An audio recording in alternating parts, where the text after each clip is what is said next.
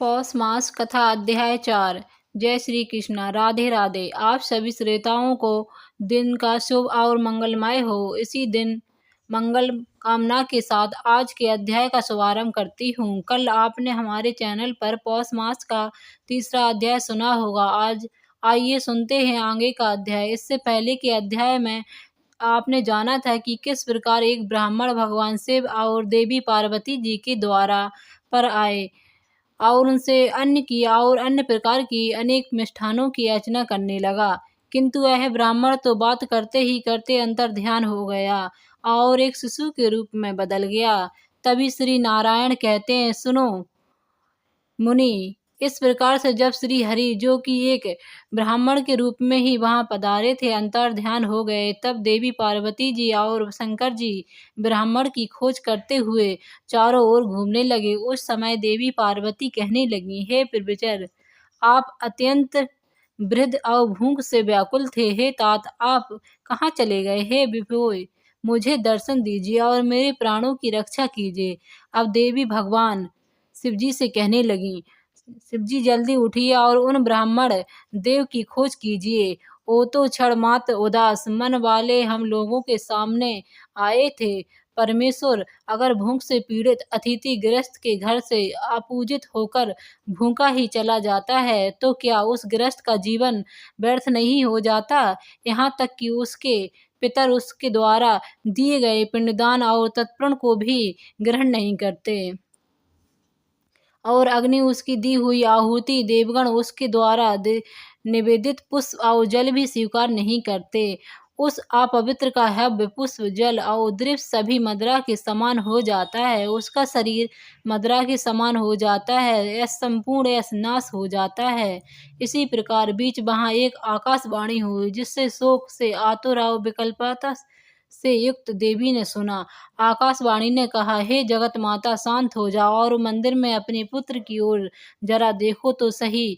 वो साक्षात गोलोकाधिपति परिपूर्णतम श्री कृष्ण हैं। शुभ पुण्यतक वृत वृक्ष का सनातन फल है। योगी लोग जिस अविनाशी तेज का प्रसन्न मन से निरंतर ध्यान करते हैं, वैष्णव गण और ब्राह्मण, विष्णु और शिव आदि देवता जिनके ध्यान में लीन रहते हैं, प्रत्येक कल्प में जिस पूजन की सबसे पहले पूजा होती है, जिनके स्मरण मात्र से सभी विघ्न नष्ट हो जाते हैं और जो पुण्य की राशि स्वरूप है, मंदिर में विराजमान अपने उस पुत्र की ओर जरा देखो तो सही। प्रत्येक विकल्प में आप जिस सनातन ज्योति रूप का ध्यान करती हो, वह आपका पुत्र है। वह मुक्ति और दाता और भक्तों के अनुग्रह का मूर्ति रूप है। जरा उसकी ओर तो निहारिए, जो आपकी कामना पूर्ति का बीज, तप पूरी रूपी कल वृक्ष का फल और लावण्यता में करोड़ों कामदेवों का भी निंदित करने वाला है।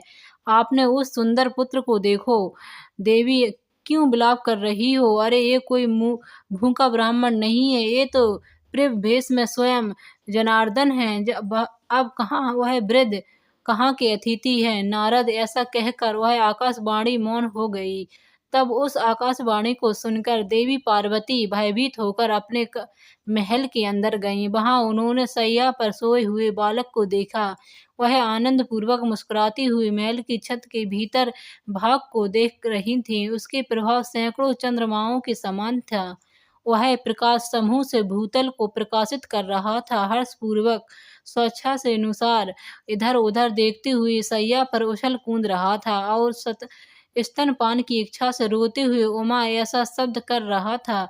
उस अद्भुत रूप को देखकर सर्व मंगला पार्वती जी त्रस्त होकर शंकर जी के पास गईं और उनसे बड़े मंगल वचन बोली, हे प्राणपति, अगर घर चलिए और मंदिर के भीतर चलकर प्रत्येक कल्प में आप जिनका ध्यान करते हैं और जो तपस्या का फल देता है, जरा उसे तो देखिए। जो पुण्य का बीज महोत्सव स्वरूप पुत्र नामक नरक से रक्षा करने का कारण और भव सागर से पार करने वाला है, शीघ्र ही उस पुत्र के मुख को देखिए, क्योंकि समस्त तीर्थों में स्नान और संपूर्ण यज्ञों में दीक्षा ग्रहण का पुण्य इस पुत्र दर्शन के पुण्य की 16वीं कला की बराबरी भी नहीं कर सकता। देवी पार्वती के यह वचन सुनकर शिवजी का मन भी हर्ष मगन हो गया। वे परंतु ही अपने प्रियतमा के साथ अपने घर गए। वहां उन्होंने सैया पर अपने पुत्र को देखा। उसकी क्रांति तपाए हुए स्वर्ण के समान उद्दीप्त थी। फिर भी सोचने लगे कि मेरे हृदय में जो अत्यंत मनोहर रूप विद्यमान था, ये तो वही है। फिर देवी पार्वती जी ने उस पुत्र को सैया पर से उठा लिया और उसे हृदय से लगाकर वे उसका चुम्बन करने लगीं। उस समय वे आनंद सागर में निम्न होकर ऐसा कहने लगीं कि बेटा, जैसा दरिद्र का मन सहसा उत्तम धन पाकर संतुष्ट हो जाता है, उसी तरह तुझे सनातन अमूल रत्न की प्राप्ति से मेरा तो मनोरथ ही पूर्ण हो गया। जैसे त्रिकाल में से प्रवासी हुए प्रीतम के घर लौटने पर स्त्री का मन पूर्ण हो मगन हो जाता है, वैसे ही प्रसन्न हो जाती है। वही दशा इस समय मेरी मन की भी हो रही है। बस जैसे एक पुत्र वाली ममता चिरकाल से बाहर गए हुए अपने इकलौते पुत्र को आया देखकर बड़ी संतुष्ट हो जाती है, अर्थात प्रसन्न हो जाती है, वैसे ही इस समय मैं भी संतुष्ट हो रही हूँ।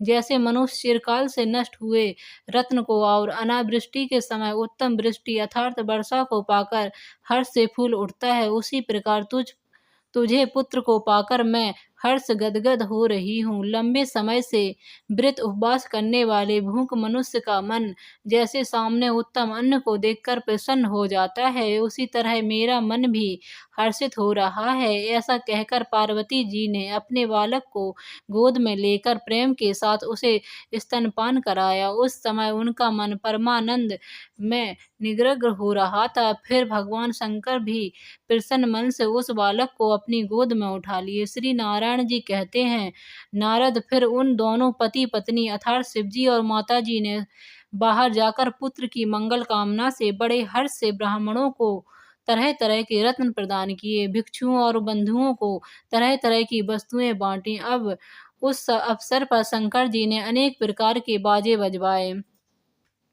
हिमालय ने ब्राह्मणों को 1,00,000 रत्न और 1,000 श्रेष्ठ हाथी, 3,00,000 घोड़े, श्रेष्ठ मणियां आदि दान दी। इसके अलावा दूसरे प्रकार के भी दान जैसे कि वस्त्र, आभूषण, क्षीर सागर से उत्पन्न सभी तरह के अमूल रत्न भी दान किए। कौंतकी विष्णु जी ने ब्राह्मण को कौस्तंभु मणि का दान दिया।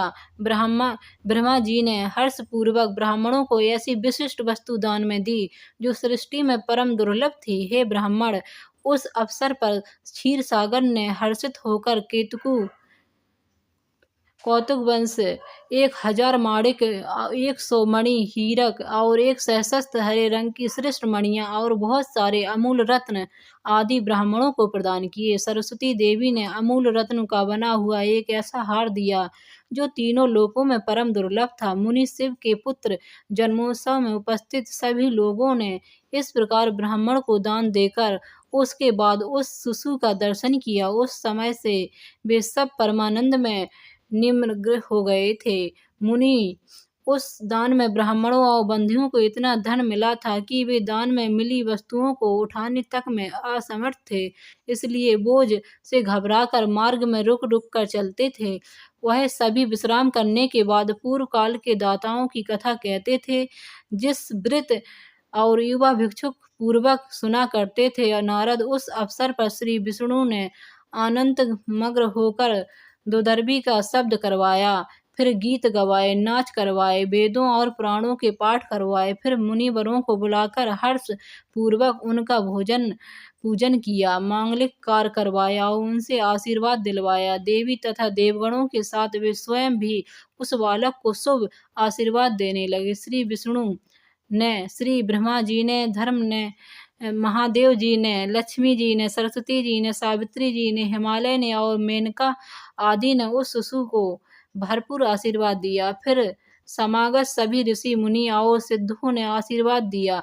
ब्राह्मणों और बांदियों ने सभी प्रकार की मंगल कामना की। बस नारद, इस प्रकार मैंने गणेश जी का जन्म वृत्तांत जो संपूर्ण मंगलों का मंगल करने वाला और समस्त विग्रहों का विनाशक है, पूर्ण तरह से तुमसे वर्णन कर दिया।